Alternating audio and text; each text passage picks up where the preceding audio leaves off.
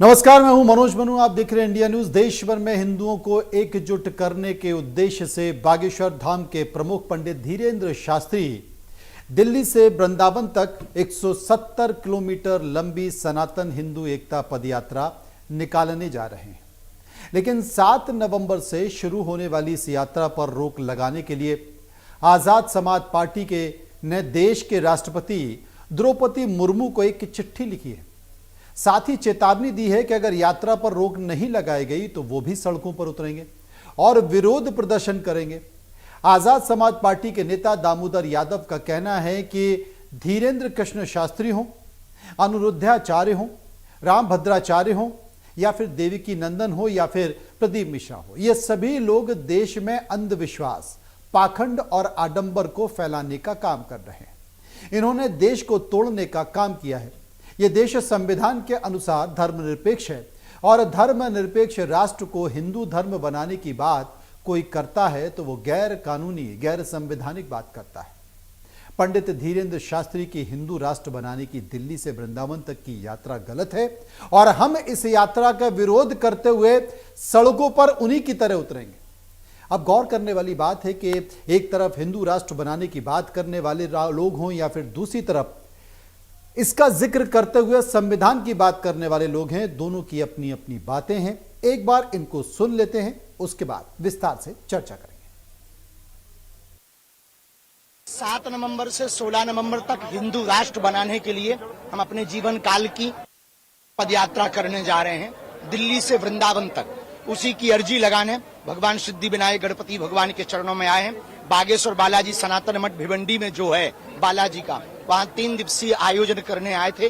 भगवान गणपति की से हम प्रार्थना कर रहे हैं जल्दी भारत हिंदू राष्ट्र घोषित हो और सिद्धि विनायक भगवान जल्दी से जल्दी सभी हिंदुओं को सद्बुद्धि दें और भारत को हिंदू राष्ट्र बनाने में वो प्रयत्न करें और भारत से लव जिहाद बंद हो। देखिए, धीरेन्द्र शास्त्री हो, अनिरुद्धाचार्य हो, रामभद्राचार्य हो, एक देवकी नंदन है वो हो, एक प्रदीप मिश्रा हो, ये सारे के सारे लोग देश में अंधविश्वास, पाखंड और आडंबर फैलाने का काम कर रहे हैं। लेकिन इसको तो हम झेल रहे थे कि चलो वो अपनी दुकानें चला रहे हैं मंचे लगा के, लेकिन अब उन्होंने जो काम शुरू किया है वो देश को तोड़ने का काम है। आप ही बताइए कि ये देश भारत के संविधान के अनुसार धर्मनिरपेक्ष है और धर्मनिरपेक्ष राष्ट्र को अगर एक धर्म का बनाने की बात अगर कोई व्यक्ति करता है तो वो गैर संवैधानिक है, गैर कानूनी है।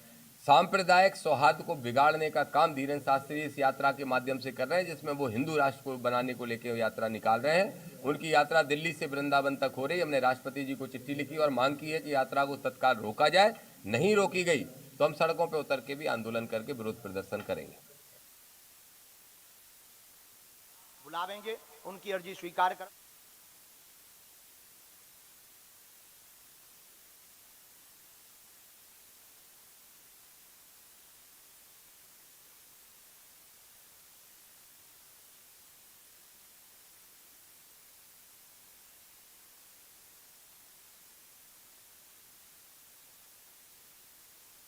इस वक्त हमारे साथ मौजूद हैं महामंडलेश्वर हैं, उनसे हम जानने की कोशिश करेंगे। दामोदर यादव हमारे साथ जुड़ेंगे, उनसे हम समझने की कोशिश करेंगे कि आखिर वो इस मुद्दे पर क्या कहना चाहते हैं।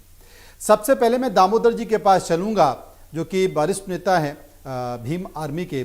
दामोदर जी, आखिर आप क्या कहना चाहते हैं? मैं समझ सकता हूं थोड़ा सा अंधेरा इसलिए है क्योंकि आप सफर कर रहे हैं, आप भी दिल्ली की यात्रा पर जा रहे हैं, लेकिन आपने अगर पंडित धीरेन्द्र कृष्ण शास्त्री की यात्रा का विरोध किया है तो क्या कहते कि हुआ है, जरा हमें बताएं।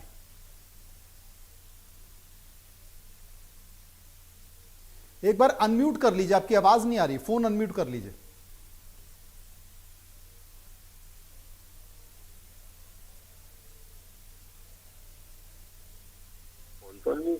जी, आपकी आवाज आ रही, बोलिए।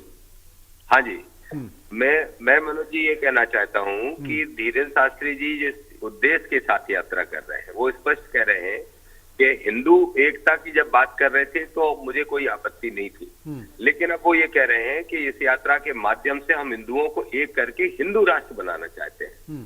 देखिए, हिंदू राष्ट्र बनाने की जब कोई बात करे या कोई मुस्लिम राष्ट्र बनाने की, ईसाई राष्ट्र बनाने की बात करे तो ये गैर संवैधानिक बात है और ये संविधान के खिलाफ होने के साथ साथ निश्चित रूप से कहीं ना कहीं एक धर्म विशेष को बढ़ावा देके और दूसरे धर्म को कमजोर करने की बात।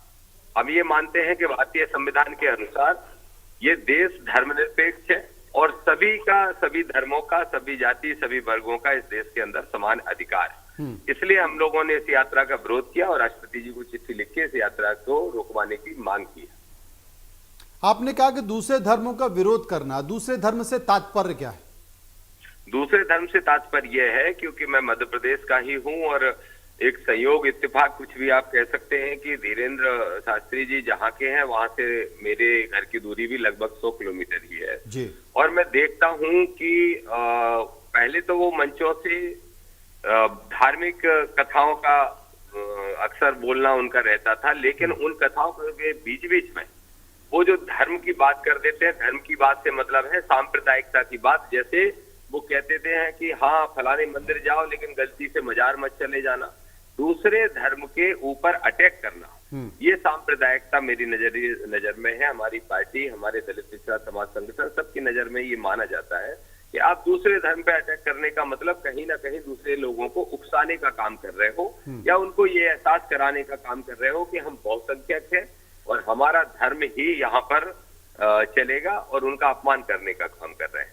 तो मैं यही मानता हूं कि ये यात्रा जो है इसका उद्देश्य यही है कि हिंदू राष्ट्र बनाया जाए और हिंदू राष्ट्र बनाया जाए तो भारतीय संविधान जो बाबा साहब अम्बेडकर ने लिखा है उसके हिसाब से ये देश धर्मनिरपेक्ष है और ये निश्चित रूप से धर्म विरोधी, ये संविधान विरोधी यात्रा है, इसलिए हम लोग विरोध कर रहे हैं। शैलेशानंद जी इस वक्त मेरे साथ मौजूद हैं, महामंडलेश्वर हैं जूना अखाड़े के। शैलेशानंद जी, बड़ा गंभीर विषय है क्योंकि हमने आज इस मुद्दे पे चर्चा इसलिए रखी है क्योंकि पूरे देश में इसकी चर्चा हो रही है। एक बड़ा वर्ग है, एक साधु संत हैं जो कि हिंदू धर्म बनाने की बात कर रहे हैं, लगातार हिंदू धर्म बनाने को लेकर जन जागरण की बात कर रहे हैं, नेताओं को आह्वान कर रहे हैं और दूसरी तरफ संवैधानिक परिस्थितियां हैं और संवैधानिक परिस्थितियां ये कहती हैं कि साहब हिंदू राष्ट्र तो ये बन नहीं पाएगा, जैसे कि दामोदर यादव साहब जिक्र कर रहे हैं। अब मैं आपसे समझना चाहता हूं क्योंकि आप भी धर्मगुरु हैं, जूना अखाड़े से जुड़े हुए हैं, महामंडलेश्वर हैं, धर्म का ज़्यादा ज्ञान आपको है, तो मैं आपसे समझना चाहता हूं कि दामोदर जी की जो बातें हैं क्या आप इससे इत्तेफाक रखते हैं और जिससे हिंदू राष्ट्र पर एक बहस छिड़ी हुई है उस बहस को लेकर भी थोड़ा समझाने की कोशिश कीजिए।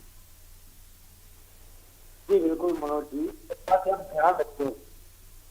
सबसे पहले हमें रिलीजन बोलते हैं धर्म, हम पंथ निरपेक्षता की बात करते हैं, हम वोट निरपेक्षता की बात करते हैं। हम बात करें धर्म निरपेक्षता की, बात ये समझना हो हमारा जो वहां से इस देश का बड़ा है। रही बात धीरेन्द्र की यात्राओं का इतिहास है, मूवमेंट के समय पे कौन लोग साथ में थे, दांडी मार्च के समय साथ में नहीं थे, भारत छोड़ो के दौरान क्या था, हमारे सुब्बाराव के दौरान क्या था, सुनील दत्त यात्राओं के समय पे क्या था, हम लोगों की सद्भावना यात्रा के समय पे क्या था।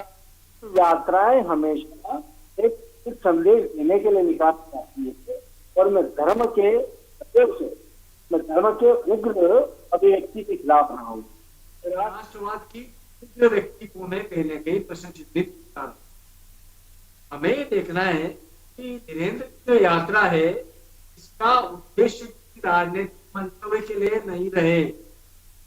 इनका जो मंतव्य रहना चाहिए वो मंतव्य राष्ट्र सेवा रहना चाहिए, क्योंकि सनातन का आधार सिर्फ सेवा है और सेवा के अंदर यदि निकलते हैं यात्रा के अंदर गरीबों की सेवा करते हैं, नदियों की सेवा करते हैं, नारियों की सेवा करते हैं, न्याय के पुनर्स्थापन की सेवा करते हैं, तो निश्चय ही स्वागत योग्य रहेगा। किंतु हम किसी भी अन्य विधर्मियों के ऊपर आक्षेप लगाए यह उचित नहीं हो। इस देश की ज्योग्राफिकल लिमिट्स के अंदर जो रह रहा है वो सभी हिंदू है।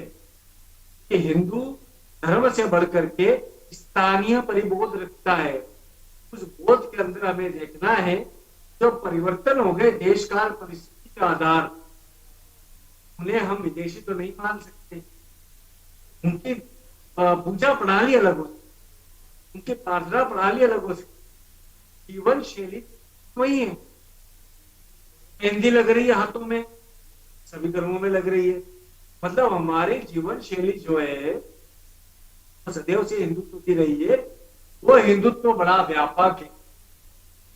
मेरी जो परिभाषा है हिंदू राष्ट्र की, वो बड़ी व्यापक रही है सदैव से। मैं जब इनकी यात्राएं निकलती हैं या मेरी यात्रा कोई निकालता हूं, तो मैं जैसे नदी के लिए निकाल रहा हूँ शिप्रा दक्षिण, तो मैं कहता हूं I have got miles before I sleep, Robert Frost के अनुसार। मतलब हमें सोने के पहले बहुत कर्म करना है मानवता के लिए, प्रकृति के प्रति, प्रेम के प्रति, विश्वास के प्रति, और तो और हमें हमारी मानवीयता को स्थापित करने के। तो हमें इस देश के अंदर समझाना होगा जी कि राजनीतिक दुनिया इस धार्मिक कट्टरवाद से अपने आप को दूर कर ले, अन्यथा बड़ा विस्फोट होने की संभावना है। अब मैं आपसे ये समझना चाहता हूं, मैं अगर सरल भाषा में कहूं तो सरल भाषा में पंडित धीरेंद्र कृष्ण शास्त्री ये जो यात्रा निकाल रहे हैं हिंदू राष्ट्र बनाने के लिए, ये सही है या गलत है, ये बता दीजिए। बुराई नहीं है, किंतु हिंदू राष्ट्र की परिभाषा के लिए उनको सनातन आयोग की आवश्यकता है। उनको ये चाहिए कि सनातन वैदिक हिंदू धर्म के वाङ्मय के अनुसार संतों का एक समूह बनाए और शासन को बनाना होगा। मैं धीरेन्द्र को हमेशा से धार्मिक अनुज कहता रहा हूँ, उनको मानसिक रूप से मैं पूर्णतः परिपक्व नहीं कहता हूँ, किंतु इस देश के अंदर बड़े साधु हैं, बड़े संत हैं, जो कि सिर्फ और सिर्फ मीडिया के आधार पर बने हुए संत नहीं है। वो शिक्षित है, वो सिर्फ B.R. अम्बेडकर के आधार पे नहीं, B.N. राव के आधार पे भी चिंतन करते हैं, पूरी संविधान समिति के आधार पे चिंतन करते हैं, यहाँ ने कि राष्ट्र निर्माण के आधार पे चिंतन जो करते हैं, उन लोगों को साथ में बिठा करके हमारे वैदिक वाङ्मय को स्थापित करना हो। नहीं, लेकिन यहाँ तो गलत नहीं है शैलेशानंद जी, यहाँ तो एक बहस भी चली है, प्रतिस्पर्धा भी है। अगर प्रेमानंद महाराज के फॉलोअर ज्यादा बढ़ गए तो राम भद्राचार्य उनको आईना दिखाने का काम कर रहे हैं। वो कह रहे हैं कि ये मूर्ख है, इनको संस्कृत नहीं आता, संस्कृत का एक श्लोक नहीं आता, तो फिर वो जो आईना दिखाने का काम करते हैं। अचानक से धीरेंद्र कृष्ण शास्त्री को लगता है कि ये तो दोनों तरफ के भक्त जो है वो लड़ने लगे हैं, और प्रेमानंद जी के जो शिष्य हैं वो भी उनके खिलाफ मैदान में उतर गए। तो वो कहने लगे कि साहब इस तरह के ज्ञानी लोगों को लड़ना नहीं चाहिए। और सबसे बड़ी चीज़ है संतों की, हिंदुओं की या संस्कृति की एक ही परिभाषा है, लेकिन वो जो अपने एक और हैं अनिरुद्धाचार्य साहब, वो अलग ही अवधारणा लेके चलने लगते हैं। तो यहाँ पर कहीं ना कहीं प्रतिस्पर्धा भी तो बनी हुई है ना, एक दूसरे से बड़े होने की भी प्रतिस्पर्धा है। दामोदर जी, शैलेशानंद जी का भी कहना है कि देखिए हिंदू राष्ट्र एक बड़ी धारणा है, उसका फलक बहुत बड़ा है, और हिंदुस्तान के अंदर रहने वाले जितने भी लोग हैं, चाहे वो किसी भी धर्म के हैं, वो सभी उसके अंतर्गत आते हैं, हिंदू राष्ट्र के अंतर्गत आते हैं। धर्म अलग अलग हो सकते हैं, उनकी पद्धतियां अलग अलग हो सकती है, सहमत हैं आप इनसे? देखिए, मैं बड़ी स्पष्ट तौर पे मैं सम्मान करूंगा जो महामंडलेश्वर जी बैठे हैं जी, उनने जो बात रखी, मैं उनकी बात को काफी हद तक सहमति इस बात पे मेरी है कि अगर वो हिंदू राष्ट्र की परिकल्पना इस तरीके से करते हैं कि हिंदुस्तान में रहने वाला, भारत में रहने वाला हर व्यक्ति हिंदू है, तो मैं एक ही उनसे निवेदन करूंगा, आपके माध्यम से पूरे सभी हमारे जो व्यूअर्स हैं उनसे भी ये निवेदन करूंगा। आप ये देख रहे होंगे कि अभी हिंदू राष्ट्र की आवश्यकता है धीरेन्द्र शास्त्री जी को यात्रा निकालने के लिए, या फिर इसकी आवश्यकता है कि उन्हीं के जिले छतरपुर में जातिगत हिंसाएं हो रही हैं, जिनको हम आतंकवादी घटनाएं कहते हैं। किसी कुशवाहा को जाति के नाम पे, सिर्फ छोटा होने के नाम पे, एक मंदिर के ही अंदर एक उच्च जाति के व्यक्ति के पैर धुलवा के पिलाने के लिए मजबूर किया जा रहा है। कल ही मैं गया, भिंड जिले के अटेर में एक जाटव समाज के व्यक्ति को मूत्र पिलाने का तक काम कर दिया गया। आपने देखा होगा, इटावा की घटना आपको याद ही होगी। तो जब इस तरह के घटनाक्रम होंगे तो फिर किस हिंदू राष्ट्र की बात की जा रही है? अगर कोई हिंदू धर्म का ठेकेदार बनना चाहेगा, धीरेन्द्र शास्त्री जी जैसे कोई भी व्यक्ति, और वो ये कहेंगे उस व्यास गद्दी से बैठ के जहां से वो कथाएं करते हैं, वहां अगर वो दूसरे धर्म की तरफ इशारा करके उस धर्म से नफरत करने की या दूर रहने की बात कहेंगे, तो फिर जो महामंडलेश्वर जी कह रहे हैं कि पूरे इस देश के अंदर जो लोग रहते हैं या देश के बाहर भी, देश फिर तो किसी धर्म की या किसी मानवतावादी सोच की कोई सीमा देश से भी नहीं होती है। फिर तो मैं समझता हूँ कि पूरी दुनिया में किसी को भी आप हिंदू मान सकते हो और अपनी विचारधारा के आधार पे, और अपनी विचारधारा अगर अच्छी है तो उसके आधार पे उनको अपने धर्म से जुड़ने के लिए प्रभावित कर सकते हो। लेकिन यहाँ उल्टा हो रहा है आदरणीय मनु जी, यहाँ पे बहुत उल्टा हो रहा है। ये हो रहा है, मैं खुद पिछड़ा वर्ग से आता हूँ और यादव जाति का हूँ, और यादव जाति के बारे में कहा जाता है कि भगवान श्री कृष्ण ने यादवों में जन्म लिया था जी। और मुझे बचपन से मेरे दादाजी से रामायण, गीता, महाभारत, शिव पुराण सारे अध्ययन करने को मिले हैं और बहुत सारा मुझे याद आज भी है और उसका मैंने अध्ययन अच्छे से किया जी। मैंने तो ये देखा कि जिस हिंदू धर्म के बारे में, जिस सनातन के बारे में मैंने पढ़ा था, उसकी जो धारणा है या उसकी जो मान्यता है वो एक लाइन में अगर कही जाए तो वो मानवतावादी है और उसका हृदय बहुत बड़ा है, बहुत बड़ा है, जिसमें दया है, क्षमा है, मतलब इस तरह की भावनाओं से, मतलब आपका ये कहने का मतलब है दामोदर यादव साहब के उसमें बुलडोजर का कहीं पर स्थान नहीं है, जो बुलडोजर दिखाई दे रहा है ना। इसको संक्षेप में लिया जाए। शैलेशानंद जी, ये बड़ी बात है। अगर आपने कहा कि हिंदू राष्ट्र की कल्पना विशाल है, सभी में रहने वाले सभी धर्म के लोग आते हैं, तो फिर मस्जिदों को क्यों गिराया जा रहा है? क्या मंदिर अवैध नहीं बने हैं? मेरी जानकारी में तो आया है कि दतिया में एक कई सौ एकड़ में एक मंदिर बना है जो सरकारी जमीन पर कब्जा करके बना लिया गया है। और अभी 10 तारीख को पंडित धीरेन्द्र कृष्ण शास्त्री जी, जिन्हें कि हर पुड़िया का ज्ञान रहता है, वो एक पुड़िया ये भी निकाल के देख लें कि सरकारी जमीन पे कब्जा करके वो मंदिर कैसे बन लिया। तो इस अवैध मंदिर का उद्घाटन करने वो चले जाएंगे, क्या यहां पर बुलडोजर नहीं चलेगा? तो अगर हिंदू राष्ट्र की कल्पना है, सभी धर्म बराबर हैं, उसके अनुसार सभी धर्मों का आदर है, तो फिर अवैध मस्जिद पर भी बुलडोजर चलना चाहिए और अवैध मंदिर पर भी चलना चाहिए। वहां पर फिर पंडित धीरेन्द्र कृष्ण शास्त्री को भी नहीं जाना चाहिए। एक बात स्पष्ट होनी, सरकारी साधु जो रहेगा वो सरकार का दुरुपयोग करे, सरकार उसका दुरुपयोग करेगी। मेरा एक स्पष्ट मंतव्य यह है कि देखिएगा, इस देश के अंदर मैं विधर्मियों का विस्तारवाद के खिलाफ मैं भी हूं, किंतु मैं उसको अमानवीय तरीके से नहीं। जहां डोजियर जादू होता हो, जहां पे संवैधानिक वारंट जारी होते हो, जहां पे संवैधानिक सजाओं का प्रावधान हो, जहां पे धर्मांतरण के ऊपर सबसे बड़ा सख्त कानून इस देश का पहला हो, जहां वो वंश के ऊपर हत्या का सबसे बड़ा कानून जहां पर हो, उसी मध्य प्रदेश के अंदर यदि हम कानूनों का दुरुपयोग हम भी करने लगे तो हम में और उन आतताइयों में अंतर नहीं रहे। हम जानते हैं हमारे देश के ऊपर मध्यकालीन आक्रांताओं के बहुत सारे चिन्ह मौजूद है, बहुत सारे प्रतीक मौजूद है, तो मैं उनको कभी भी मान्य नहीं करता, किंतु मैं मानवता को मान्य करता। देखिएगा, हमारे जितने जो तथा कथित बड़े संत हैं, चाहे इस पक्ष के हो चाहे उस पक्ष के हो, वो दाल बली की जेल में, यानी कि वर्चुअल वर्ल्ड की गिरफ्त में वो वायरल होते हैं।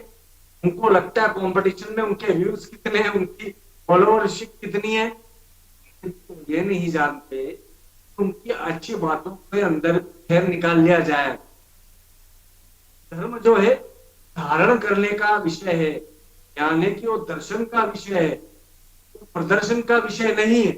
आपने सही कहा, वो दर्शन का विषय है, दुकानदारी का नहीं है, दुकानदारी का नहीं है। लेकिन दुकानदारी सज रही है, दुकानदारी बन रही है, दुकानदारी फैल रही है, और इसलिए दामोदर यादव साहब जैसे लोग जो कि खुद भी हिंदू धर्म से आते हैं, उन्हें भी धीरे धीरे विराग उत्पन्न हो रहा है इन बातों को लेकर, इन दुकानों को लेकर, इन आडंबरों को लेकर। और ये बड़ी सुंदर बात है, देखिए कि आपकी बहुत सारी बातों को वो आत्मसात भी कर रहे हैं, मान भी रहे हैं, आपका सम्मान भी कर रहे हैं, और भाई कई बातों से सहमत हैं, लेकिन पंडित धीरेन्द्र कृष्ण शास्त्री की बातों से सहमत नहीं है।